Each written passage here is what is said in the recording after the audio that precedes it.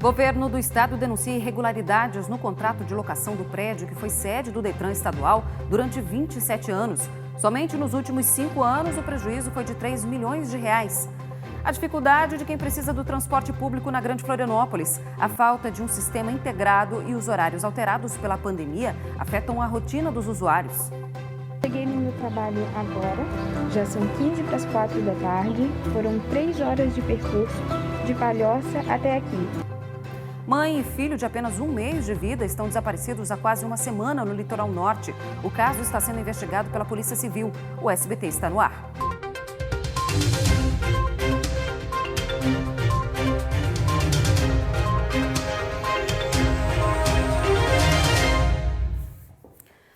Olá, muito boa noite para você que está com a gente no SBT News. A partir de agora, com as principais informações do estado, o governo de Santa Catarina denunciou hoje irregularidades no contrato de locação do prédio que abrigou o Detran estadual durante 27 anos. Somente nos últimos 5 anos, o prejuízo foi de 3 milhões de reais.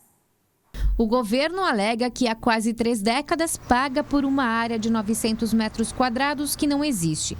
A diferença foi constatada durante a revisão de contratos de gestões anteriores.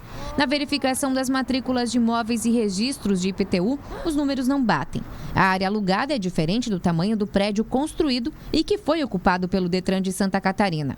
Além disso, o valor do aluguel estaria 27,5% acima do que a média praticada pelo mercado imobiliário. Ele é um contrato também lesivo ao interesse público, lesivo aos cofres públicos, porque descobrimos nesse contrato que há uma diferença da área alocada a menos. Então, o contrato previa praticamente 900 metros a mais, previa a sua remuneração de uma edificação com 900 metros a mais do que de fato ela existe. Isso também gera prejuízo ao erário público. Só nos últimos 5 anos, que é o cálculo rápido que se fez, aproximadamente 3 milhões de reais em prejuízo ao erário público. Nós imaginamos isso ao longo dos últimos 27 anos, então, que cifra nós chegaremos, não podemos precisar agora, isso vai ser periciado. Para se ter uma ideia, em 2017 o aluguel custava R$ 196 mil. Em 2018 fizeram um reajuste com uma redução de 5% no valor, caiu para R$ 185 mil por mês. Além dos valores a mais que estavam sendo pagos, as investigações apontam para uma possível dupla locação do imóvel. É que o espaço da lanchonete que fica no prédio poderia estar sendo cobrado em duplicidade. Além do contrato do governo, teria ainda um locatário privado. Os proprietários negam essa versão e afirmam que a área da lanchonete pertence a um outro contrato de locação. As informações que estão sendo apuradas pelo governo desde fevereiro constam em um relatório que foi enviado para os órgãos de controle do Ministério Público e Tribunal de Contas de Santa Catarina. O documento também foi entregue à Controladoria Geral do Estado. Nós queremos transparência e não envolvimento dos técnicos do Detran para que ninguém diga que houve condução na apuração. Nesse primeiro momento não existe contraditório, só apuração. A parte do contraditório é agora com a tomada de contas especial, que daí vai ser feita pela Controladoria Geral do Estado. Os proprietários dizem que a área do imóvel está correta, comprovada em um laudo técnico, e que o Estado está usando desses argumentos para não pagar o aluguel, que está em atraso desde janeiro. Esse contrato de locação do Detran com a Repecon tem mais de 10 anos. O Detran está cansado de saber qual é a área do imóvel. O preço de locação do imóvel é totalmente compatível com o praticado no mercado. E a Repecon, inclusive, ofereceu ao Detran um desconto substancial no preço para que o Detran permanecesse no imóvel. O Detran estadual mudou para um novo prédio no início de setembro, com previsão de uma economia superior a 3 milhões de reais em 10 anos. E foram definidos hoje os nomes que vão integrar a comissão especial do segundo pedido de impeachment contra o governador Carlos Moisés da Silva e a vice Daniela Rainer. A Graziane Bialy tem as informações porque são 2 pedidos de impeachment. Esse que a gente está falando agora é aquele que apura o caso dos respiradores, né, Grazi? Vamos explicar direitinho para o pessoal de casa entender, porque são tantos pedidos que a gente acaba ficando confuso. Boa noite. Boa noite para você, Bruna. Boa noite a todos. Exatamente. Então, esse em específico que foi definido a comissão hoje cita o caso dos respiradores da VeigaMed, lá do início da pandemia, e também o caso do hospital de campanha, que seria instalado em Itajaí, mas não aconteceu. E aí essa comissão foi aprovada hoje à tarde, com 29 votos favoráveis e uma abstenção. E ela será composta, então, por 9 deputados, que serão eles: a Ana Caroline Campagnolo, do PSL, o Márcios Machado, do PL, a Ada de Luca, do MDB, o Valdir Cobalcini, do MDB também, Kennedy Nunes, do PSD, Fabiano da Luz, do PT, a deputada Paulinha, do PDT, deputado Sérgio Mota, do Republicanos, e Nazareno Martins, do PSB. Bruna. Pois é, e agora, para a gente continuar conversando, uma pausa para falar do outro processo de impeachment que já avançou e está na etapa da comissão mista. Amanhã, os desembargadores que vão analisar esse processo devem ser sorteados. É isso, Grazi? Exatamente, Bruna. Esse sorteio deve acontecer amanhã, às 3 horas da tarde, em uma sessão extraordinária. Então, o que acontece? Os 5 desembargadores serão sorteados entre os 92 desembargadores que existem no Estado, né, que são nomeados, para escolher essa comissão mista. E é justamente essa comissão que vai analisar, então, o prosseguimento desse processo de impeachment, lembrando que é o processo de impeachment que já está em caso avançado, que diz respeito à equiparação salarial dos procuradores do Estado em relação ao salário dos procuradores da Alesc. Então, neste caso, essa comissão esses 5 desembargadores serão sorteados pelo Tribunal de Justiça, né? E também a outra parte da comissão mista, que é composta pelos deputados, deve também acontecer amanhã à tarde, nesse mesmo horário, mas daí na Alesc, em uma outra sessão, onde os deputados é que vão indicar. Será uma votação aberta e nominal, onde cada deputado poderá indicar 5 nomes, 5 deputados, e entre todas essas indicações, os 5 mais votados também compõem essa comissão. Aí, para finalizar, essa comissão mista será formada por 5 deputados, 5 desembargadores sorteados e presidida pelo presidente do Tribunal de Justiça, que é o desembargador Ricardo Roesler. Essa comissão mista tem um papel muito importante, Bruna, porque aí será escolhido, então, um relator dentro dessas 10 indicações, né, os 5 deputados e os 5 desembargadores. Esse relator terá a função de elaborar um relatório, analisar todo o processo, elaborar um relatório, e em 10 dias eles terão que aprovar o prosseguimento ou não do impeachment, e caso seja concluído, então, que sim, o prosseguimento do impeachment se dará, aí vem o afastamento do governador e da vice-governadora por 180 dias para que essa comissão possa continuar trabalhando aí e fazer o julgamento do impeachment e decidir pelo afastamento definitivo ou não, Bruna. E claro, a gente segue acompanhando tudo isso. Obrigada, Grazi, pelas informações, atualizando para a gente, explicando o passo a passo do que vai acontecer a partir de agora. Cadê o Cláudio Prisco Paraíso para falar com a gente? Porque enquanto a comissão mista para analisar o primeiro impeachment vai ser formada amanhã, hoje já foi formada essa comissão especial para avaliar o segundo pedido, Prisco. O negócio está rápido, está acontecendo rápido aqui no Estado, né? Boa noite. Muito boa noite, Bruna. Boa noite a todos. Uma festa. Uma farra. Até parece que a Assembleia não tem mais o que fazer, que os parlamentares não têm a missão de legislar, de defender os interesses da sociedade catarinense. Ora, aonde que estamos? Amanhã se reúnem para eleger os 5 deputados que vão formar a comissão mista julgadora, que no dia 9 deve sacramentar afastamento do governador e da vice. Nesse caso, equivalência salarial dos procuradores. Só que hoje já se reuniram para formar a comissão especial do segundo pedido de impeachment relativo às ações da pandemia, contrato do hospital de campanha não concretizado e a superfaturada e fraudulenta compra dos respiradores que não chegaram. Ora, eu nunca vi isso em lugar nenhum do mundo, em nenhuma Assembleia Legislativa brasileira. Isso é uma piada. Isso é sessão pastelão. É algo patético, que coloca a credibilidade não só da Assembleia, mas como da classe política catarinense, porque, à luz da opinião pública, não há muita separação. São os políticos, que só tratam de impeachment. E estamos a 2 meses das eleições.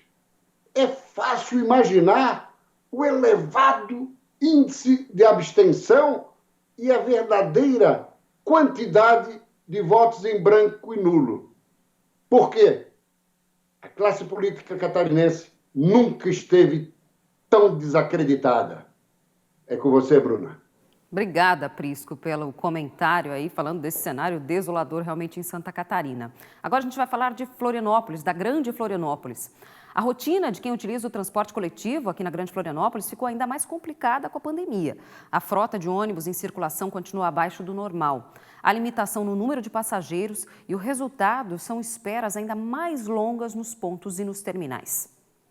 Todos os dias, milhares de pessoas precisam pegar 1, 2, 3 ou até mais conduções. Em meio à pandemia, a situação ficou ainda mais difícil com os horários reduzidos. A Júlia vive essa rotina. Ela mora em Palhoça e precisa pegar todos os dias 3 ônibus até Florianópolis. Acredite, ela leva 3 horas para chegar ao trabalho. E essa rotina é de segunda a sexta. Preciso pegar 3 ônibus para ir até o meu trabalho. Estou saindo de casa agora, é 10 para 1 mais ou menos. E o primeiro ônibus do meu percurso eu vou pegar agora, mais ou menos 1h da tarde, ele vai passar no ponto. Eu estou aqui na minha segunda parada, no centro de Palhoça, para pegar o segundo ônibus do meu percurso. Cheguei aqui 1h35 e agora vou esperar o próximo ônibus chegar para Florianópolis. Eu cheguei aqui no Dicem, no terminal de Florianópolis, agora 2h30. Eu tinha um ônibus para ir para o meu trabalho às 2h25, que saía daqui do terminal às 2h25. Por 5 minutos eu perdi esse ônibus e agora eu só tenho ônibus às 3h30 da tarde. Então eu vou chegar no meu trabalho perto das 4 horas. Eu cheguei no meu trabalho agora, já são 15 para as 4 da tarde, foram 3 horas de percurso de Palhoça até aqui. Só 1 hora esperando no terminal de Florianópolis em pé. Então essa é a realidade, eu já chego no meu trabalho extremamente cansada. Quem também passa por isso é a Dominique, só que o problema dela é na volta para casa, aí o bicho pega. Eu tô demorando bastante para chegar em casa por causa dos horários dos ônibus, né? A linha T-Rio-T100 direto, ele até tem horários. Quando eu chego no T-Rio, aí que começa o problema, porque o ônibus demora 40 minutos para chegar. E isso não acontece só com a minha linha, mas com todas as linhas do terminal. Então a gente chega e fica 40 minutos esperando e não tem um banco para sentar. Então é uma situação muito complicada que a gente vive, né, nesse momento de pandemia. Esses relatos são alguns dos vários outros que encontramos ao conversar com quem depende do transporte coletivo. Tá bem complicado, né? Tá bem pausado os horários dos ônibus. Teria que ter mais, né? Complicado, eu tenho que sair bem cedo de casa. A gente chega para pegar o ônibus 1 hora, não tem, tá bem difícil. Porque chega em casa à tarde, chega no trabalho atrasada. O sistema tá tão difícil, tão diferente, né? E não tá sendo fácil para ninguém a situação em questão de locomoção, em questão de trabalho. Nós procuramos a Jotur, que faz o trajeto Palhoça-Florianópolis-Palhoça, e segundo a empresa, eles estão operando por enquanto com 35% da capacidade da frota normal, cerca de 45 ônibus. Em nota, o consórcio Fênix disse que atualmente disponibiliza 50% da frota normal e que a lotação máxima permitida é de 50%. Disse ainda que a média é de 55 mil passageiros por dia no sistema municipal, sendo o normal para essa época do ano 240 mil passageiros nos dias úteis. A empresa Estrela disse que a ocupação permitida nos veículos é de 50%, seguindo a determinação dos municípios e também do Estado. Segundo a empresa, a taxa média de ocupação praticada foi de 24,42%, considerando um veículo padrão de 85 lugares, uma média de 20 passageiros por viagem. A gente entrou em contato também com a empresa Biguaçu de Transportes, mas não tivemos o retorno a respeito deste assunto. Olha, depois do intervalo, um bebê recém-nascido é encontrado às margens de uma rodovia no oeste do estado e no litoral norte, o caso de uma mãe e de um bebê de 1 mês que estão desaparecidos há 1 semana. A gente traz as informações daqui a pouco.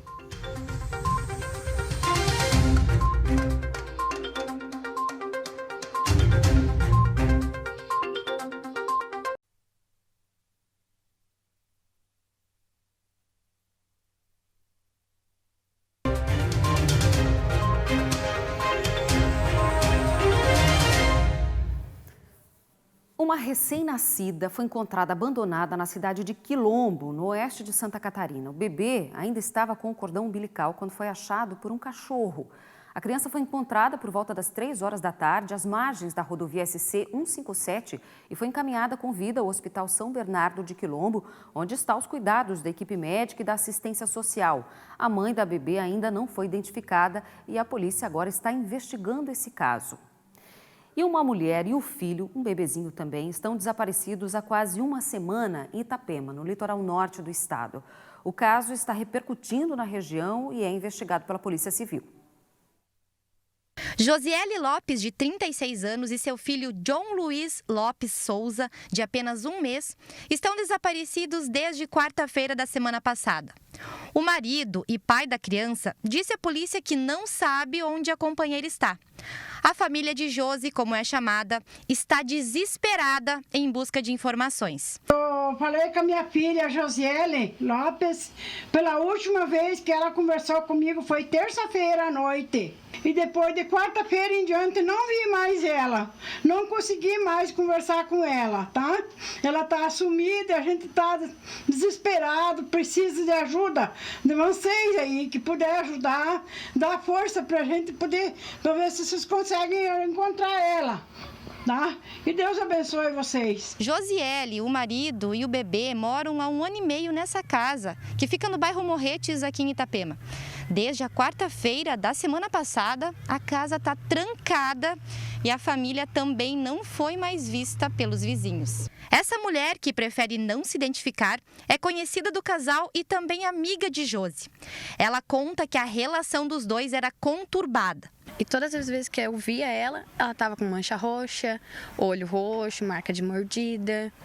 Na terça-feira, antes de Josi e o bebê desaparecerem, ela ouviu uma discussão do casal. Na última terça-feira, a criança estava gritando desesperada, mas desesperada assim que, sabe, eu fiquei com dó.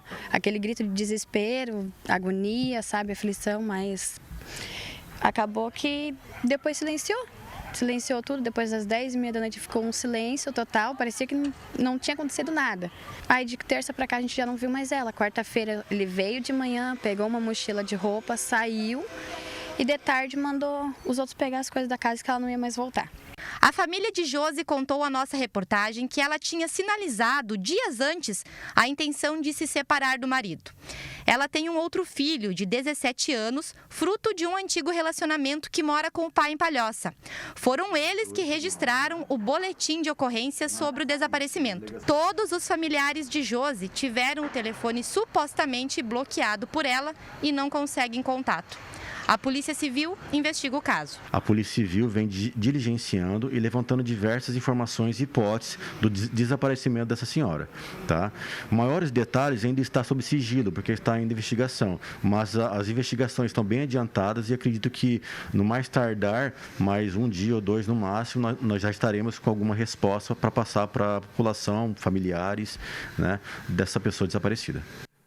Informações sobre o paradeiro de Josiele podem ser repassadas para a Polícia Militar pelo 190, para a Polícia Civil no 181 ou então para o telefone 449-9924-6689, que é de uma familiar da Josiele. Vamos falar agora de coronavírus aqui em Santa Catarina, porque a gente tem os números atualizados. 2.671 pessoas já morreram por causa da doença aqui no estado. 15 pessoas somente de ontem para hoje. Agora, 207.692 pacientes já testaram positivo. 1.360 foram registrados nas últimas 24 horas. A taxa de ocupação dos leitos de UTI até agora é de 62,8%. Mudando de assunto, atenção moradores de Blumenau, no Vale do Itajaí. O Procon comunicou que os consumidores que tiveram um aumento de 8% na fatura da conta de luz do mês de agosto vão ter desconto nas próximas mensalidades. O Procon de Blumenau fez tratativas com a Celesc e o governo do estado para barrar o aumento da fatura na cidade por causa da pandemia. O Procon também alerta os consumidores para que utilizem o site da Celesc para solicitações de serviços ou para tirar dúvidas, já que apenas 50% dos funcionários da empresa estão trabalhando presencialmente.